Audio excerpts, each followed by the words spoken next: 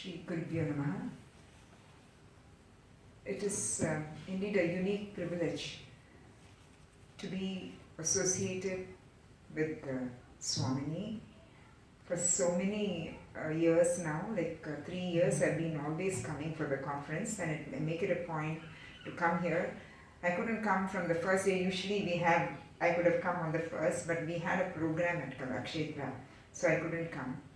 And it has been a unique experience for us performing here, especially in 2016 when Pujya Swamiji had just passed away, and there was a lot of gloom around here, and that cultural program brought in some feeling of the spirit of Swamiji around here. And I think it was only because of her... I take the credit. Yeah, because of her that we could do it. I think it was marvelous. And after that, many more programs were arranged on similar lines. But she was the first person to arrange something here. And being here for the 9th National Conference, I thank you, Swami, for bringing me here. And so what I would like to talk about is the spirituality in Indian art forms, which has become a big question now. So we have a set of people who even say that spirituality in art has become a question mark, and there is a crossroads where we find that art is different from spirituality and how you consider secular art forms. But I would like to trace here as to how art and spirituality are connected, and in India there is no art without spirituality. That is what I feel. And in fact, since I've been now with this institution Kalakshetra, and its founder Srimati Revathi Ramachandran was one of the foremost person who really took art to a different level, who brought Bharatanatyam back to the masses. She brought it back from decay, and she was the one who presented it again. And I could say that she was one of the torchbearers in holding on to this format as spirituality and art cannot be separated. She was always for that cause. And she was a person who respected all religions, and she did not say that each, Hinduism was best, or she thought every religion should be given its priority and its importance, but she followed the Hinduism. She made it clear. She was not many people mistake her to be a secular person, but she was not. She was not a secular person. And so here I'm going to start off by recalling that in the Bhagavad Gita, the chapter 10, verse 41, Lord Krishna says that know that all beautiful, glorious and mighty creations spring from a spark of my splendor. This he says after identifying himself as the supermost entity. If you look at Plato, he also says that anything which is beautiful, that partakes of the absolute, is reality. That partakes of absolute reality is beautiful. According to the scholar V. Raghavan, he makes a message in his book that Plato, to whom the philosophy of beauty is attributed, might have taken it from India. The concept of dispassionate delineation of one's appointed duty given by the Gita is very significant for the study of art as an expression. In art, the study matter taken may be anything, but what matters is the artistic treatment or how it is expressed. The emphasis is on perfection of the expression. It is a yoga which goes into doing an act without concern for its fruit. Even yesterday, Swaminiji was mentioning that the set of dancers who presented here, they were not bothered about who was present there, whether the audience were here or what, they were not bothered about it. So we can see that this expression is because they're not concerned about the fruit, and there is an absence of desire or hate in the execution. Thus, in art expression, it is very, very important to note that it has a dispassionate ingredient. The opposed feelings of pleasantness and unpleasantness ceases to exist when they become part of an artistic expression. Thus, art is usually done without raga and dvesha. It is done in yoga of samatva. It is a free art and thereby it gives you pleasure. This art is the result of skillful process, and anything which is an art piece is a joy forever. Just now we had someone on the Sankhya philosophy. I'm just using this. The schools of Sankhya and Vedanta used analogies from the field of art to explain some of their principles.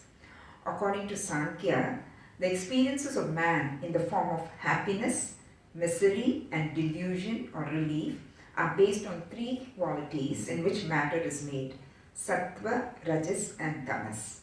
All happiness, including enjoyment of art, is the resultant of dominance of sattva, while most of the worldly experiences produce a constant stress, strain, and oppression on the mind as a result of the rajoguna.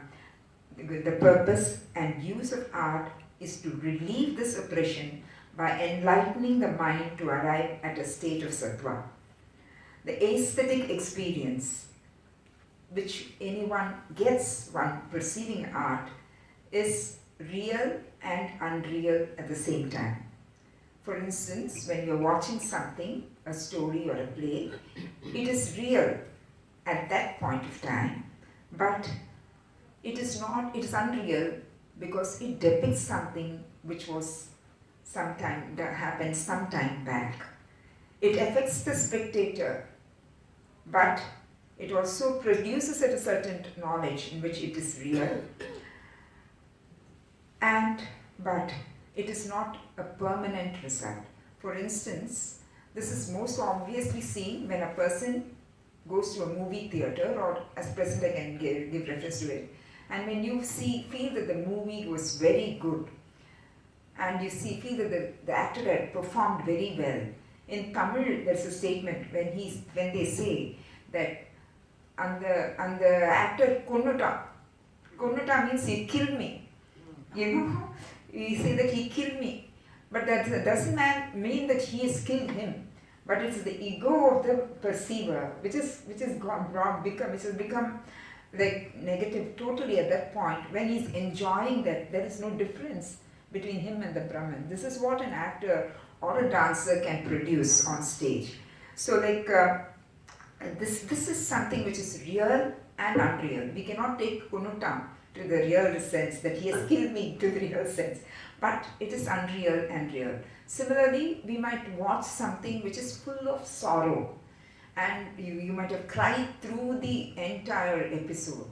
And when you come out and someone asks you, how was the movie or how was the play? We don't tell them that, I was crying, it was horrible. We say, I was crying through and I thoroughly enjoyed. So where does joy come out of crying? So these are all questions which we can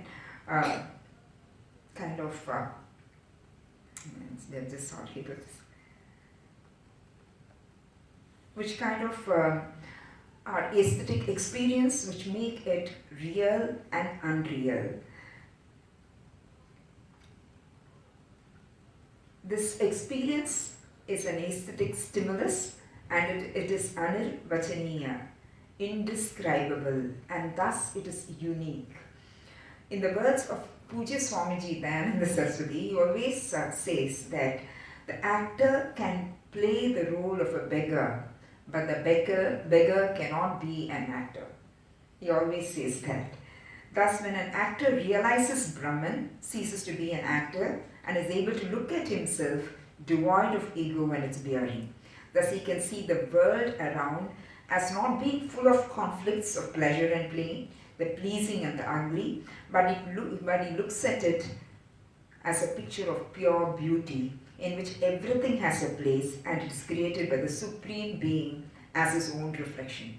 Thus, the artist, the performer, the enjoyer of the art is in a state of freedom, and he becomes eternal though he is still physically in the state of being the same limited person.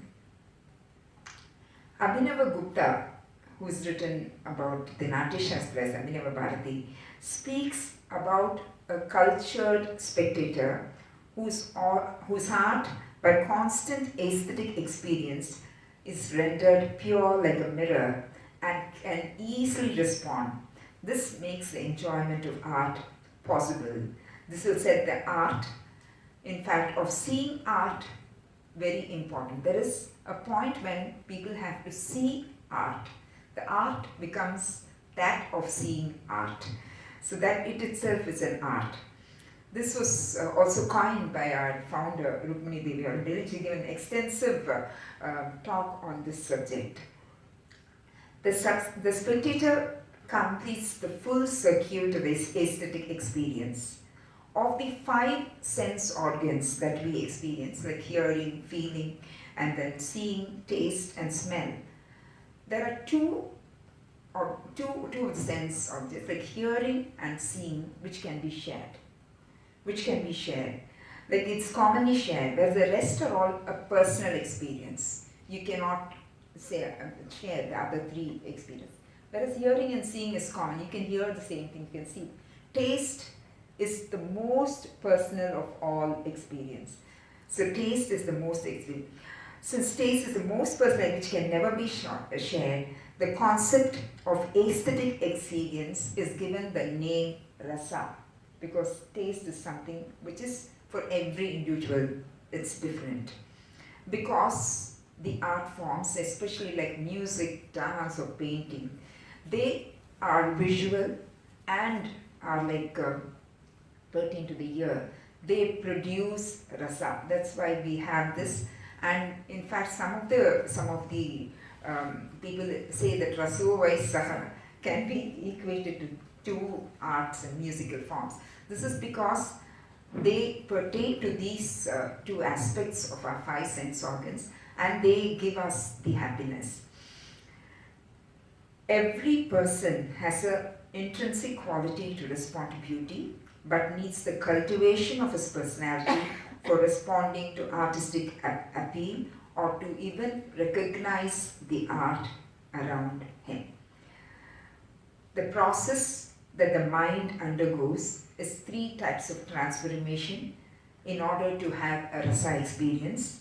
One is melting, dhruti, unfolding, vikasha, and expansion, vistara.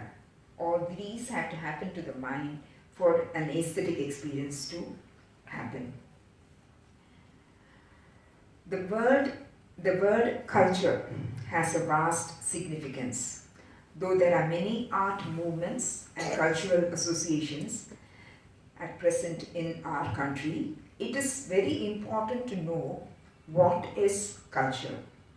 In and through the regional and cultural diversities of the Indian people, there is a religious bond which is based on the vision of the Vedas.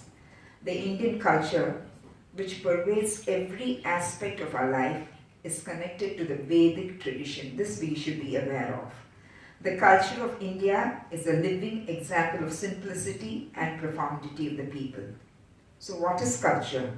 The language, dress, the customs, the way we cook, fine arts, all this define culture. The culture that is deep-rooted in the mindset of the people of India does not think of God to be separate from the individual, but as being present in everything. Any means of communication is considered as art, while the message is communicated as knowledge. For example, a beautiful painting may combine 6 elements of knowledge of different forms and their proportional measurements: feelings, grace, striking similarity to real objects, and the composition of colors. The ancient paintings and temple sculptures epitomize the rich cultural heritage, while the forms, the themes of artistic creations are from our epics. The temple sculptures also serve as a medium of conveying the ancient literature on art, such as Bharata's Natya Shastra. The temples house sculptures and paintings depicting human life as well as divinity in the creation. The clothes and jewelry, utensils and appliances, footwear and other items in daily use were also minutely depicted in these artistic creations. Even the scenes of human life such as festivals, marriage, war, romance, travel, entertainment were vividly portrayed. A study of these panels helps us to visualize and appreciate the past era, thus preserving and learning these magnificent works of art. We can maintain a tangible link with the past and thus with the tradition and culture. This Indian art is blended with religious, literary and work, and it has been classified as folk and classical. I would like to quote Rukmani Devi Arundel here. If we are going to work for the promotion of art in India, we have to get back to the basic idea. We have to work from the source and not from the end. So if we are to go back to reality, a cultural revival can only be possible with a spiritual revival, because India's art is not possible of being expressed in any other way. This is what she says. Today, we are at crossroads of a nation's cultural identity. There has been a very gradual downtrend in cultural leadership in the last 50 years, with modernity and misguided interpretations of progress dominating our discourse. We were shackled by the West during, I think, our colonial domination, but our ancient civilization, which thinkers point out as the last in this world of ours, has survived. It is a gift of the divine that all is not lost as yet. We are able to pick up the thread and we can build new edifices to emphasize the oneness of our nation, reminding us of ancient Bharatavarsha. Cultural unity in diversity is an often heard phrase in our country. However, we have to think in this vast canvas of culture, we have to become conscious of some fine details which sensitize our perception of art. We also need to emphasize spirituality as a thing of beauty. Spirituality represented in art wakes up our senses and touches our hearts, while provoking us to deeply think of those unseen vibrations which elevate both mind and body. Here again I quote Srimati Rukmani Devi Arundel. If we really believe in our culture and its value, both in national and individual life, we have to make every effort to understand not only the exterior form of that culture, but the spirit that gave birth to that form.